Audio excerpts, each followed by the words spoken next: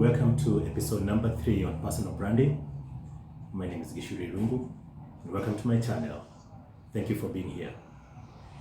I want to start with a story that happened to me some time ago. I was taking my mother-in-law for a COVID vaccine at the ABC place. And when I arrived there, I found that there was a guard. And here she looked at me from up to bottom, sized me up, and I could tell that she was wondering what I was doing there. ABC, that's a place where that hosts the KPMG company, and the vaccination is happening at the KPMG offices. And I was dressed up in jeans that I bought at Think Twice in Go at 100 shillings, and some ragged open shoes. And therefore, when that guard looked at me, she wondered what business I have to do with KPMG. And she asked me various questions that were quite hard to comprehend. And she couldn't understand what I was going to do until I explained that I brought my mother-in-law and that she had already gone ahead of me as I was packing. And until I removed my car keys, that is when she took me seriously. And I realized that many of us go through similar situations just because somebody looked at you and how you're dressed up and wondered what is wrong with you, as in, who are you? And that's why our topic today is simply, you are addressed the way you are dressed. And I want us to think about the first impressions that we make when someone meets us for the first time. And one of the things I want us to speak about is some tips that you should consider when you're dressing up every morning and you're going about your businesses. And that is forming the basis of our video today. Number 1, always dress up for the occasion. Wherever you are going, dress up for the occasion. If you are going to the bank, dress up for that occasion. If you are going to a party, dress up for that occasion. Make sure that you always dressed up for, know where you're going, the kind of people you're meeting. Actually, ask yourself a few questions. For example, number 1, what kind of people am I going to be meeting? What kind of an occasion is this? Assume you're going to the State House. How would you be dressed up? Would you be formally dressed or would you be casually dressed? Assume you're meeting the president. Assume you're meeting your CEO of the company that you want to do business with. How would you be dressed up?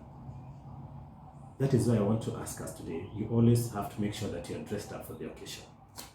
Because first impressions leave a mark. And you get business or lose the business depending on what or how you are dressed up. Always dress up for that occasion that you're going to. Number 2, wear fitting clothes. Not overly tight or oversized.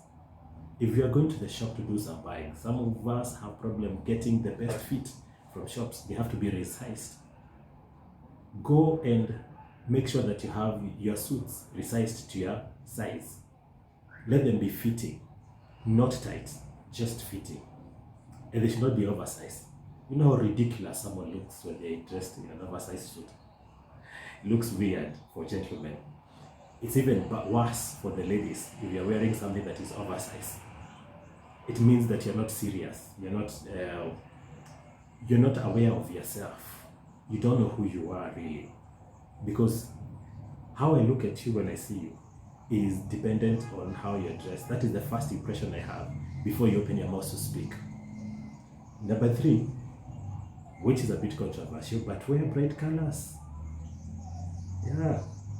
Wear bright colors. They always have a positive impact on the people that you're meeting, and they give an impression of happiness, that you're a good person, that you're not afraid, you are confident, and that you are able to do whatever it is that they want you to do. You are ready to go.